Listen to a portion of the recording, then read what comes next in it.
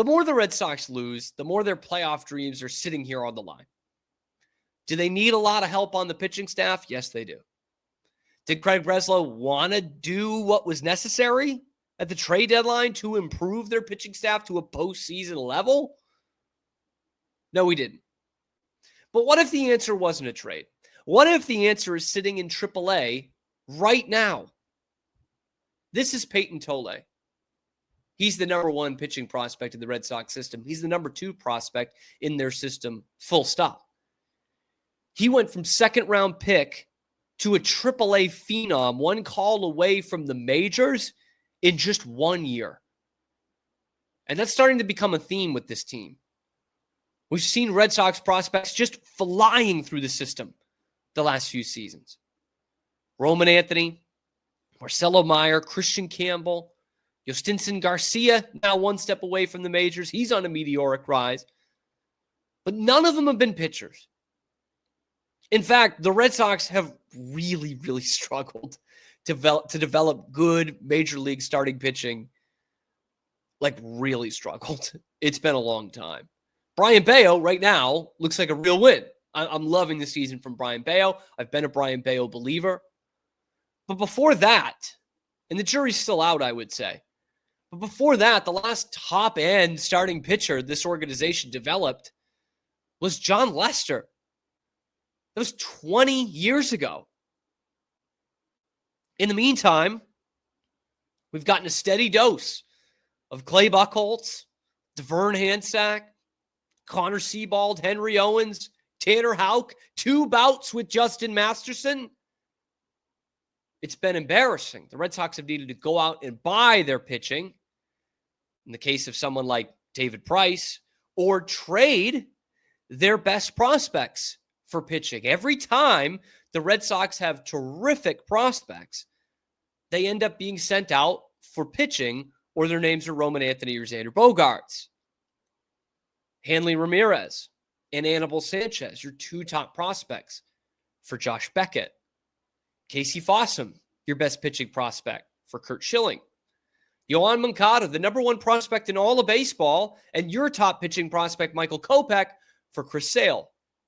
Now, those deals have worked out. They've all led to World Series titles. So I'm not complaining about that. What I'm saying is the Red Sox are all about their flexibility, and yet they can't develop this position.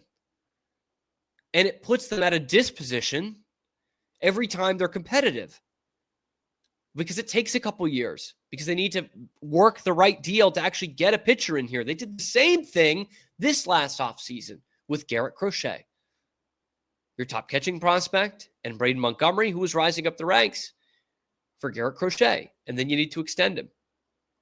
That's all times where you are using your own capital because you can't really develop at this position.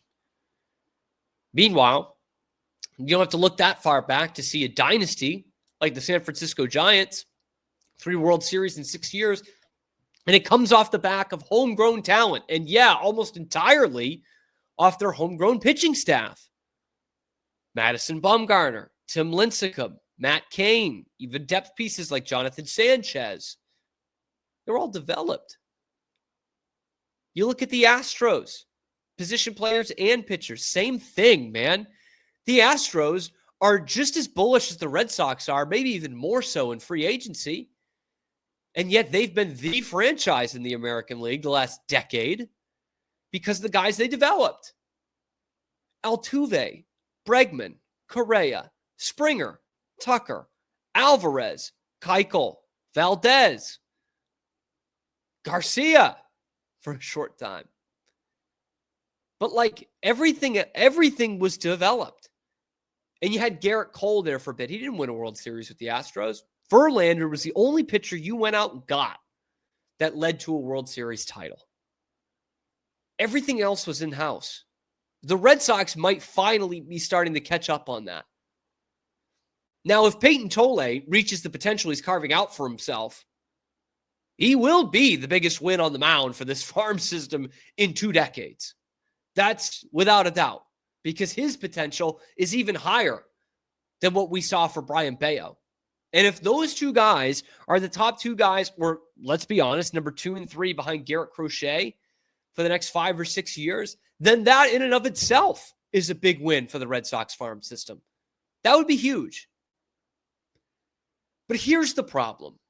Not for the long term, but here's the problem for those thinking he could be able to come up in the next couple of weeks and impact the postseason roster this year, because the Red Sox have a huge need both in the bullpen and in their starting rotation. So Payton Tolle should fit right in there. Here's the problem for this year. He's only made 2 starts in Worcester. 2 starts in AAA, 10 innings. 10 innings, giving up 10 hits, 5 runs, 4.50 ERA, 8 strikeouts.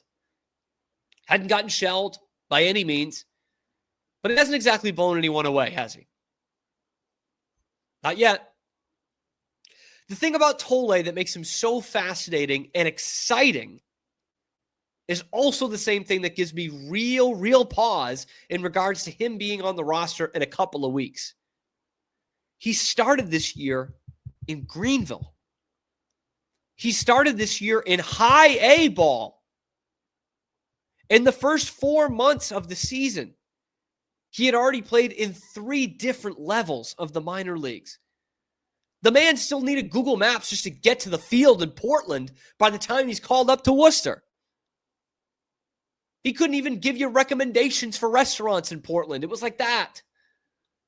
Now, pitchers are a little bit different from hitters in this respect.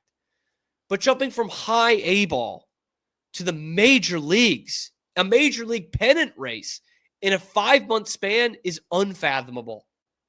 It's borderline asinine. Now, across 3 leagues this year, his numbers are awesome and everything, right? Got an ERA right around 3, 13 strikeouts per 9, almost 6-1 in his strikeout to walk ratio. But wouldn't this be too much? Like, we've seen this before.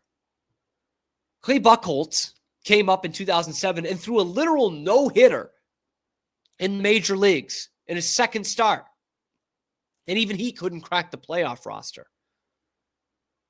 And there's a lot of similarities there to Tolle, by the way. He was also your number 1 pitching prospect. He lit up Double-A. I remember Buchholz led the Double-A in strikeouts. Was called up to Pawtucket in July, pretty much the same time as Tolle was. And he couldn't crack that playoff roster. It was a really good Red Sox team that didn't need a ton of help pitching-wise. But again, the point stands. He came up, proved he could pitch in the major leagues. He threw a no-hitter. And they were still like, well, that's not enough yet. Tolle has a really bright future, man. He's hitting almost 99 on his fastball. Good pitch mixing, like is clearly blowing away the minor leagues right now. And if he does get called up in 2 weeks, I'm here for it. I would like that kind of ambition. But I think expecting this kid to come up and be, even a number 4 starter for you is just a lot to put on him right now. That kind of pressure that would be put on him is the kind of pressure they worried about for Roman Anthony. And they waited about as long as they could to call up Roman Anthony. Payton Tolle is very exciting. And again, if you can get him and Bayo as 2 and 3 starters, as both guys you develop, the Red Sox are in as good a pitching position as they have been in a long time, man. Like, I'm talking legitimately like 40 years in terms of homegrown pitchers. Like, you got to go back to having, a rotation with Roger Clemens and Bruce Hurst and Oil Can Boyd to feel that good about homegrown talent at the starting pitcher position. Throw in Cal Schiraldi in there too. 40 years ago. All the great Red Sox pitchers you've had since then, except for John Lester, who was, again, always surrounded by guys who were not developed in the Red Sox system, were guys that they traded for and signed. Mostly traded for. Pedro, trade. Schilling, trade. Beckett, trade. Sale, trade. Price, free agency. Crochet, trade. Evaldi, trade. They're all guys you traded for. You can't develop them. Payton Tolle, though, boy, could he be the next one. Boy, could he be the one that changes our mind about how the Red Sox are developing talent. I just don't think it's going to be this year. But then again, the Red Sox really desperately need it. So let me know what you think in the comment section below. Is this worth the Red Sox calling up their number one pitching prospect in the middle of a pennant race because they're that desperate and he's that good? Let me know in the comment section below. Be sure to like the video, subscribe to the channel. We're coming at you every weekday live at high noon Eastern time and then wherever you get your podcasts as well. Trying to give you a Boston sports alternative that's not on your radio dial because we know how that's going.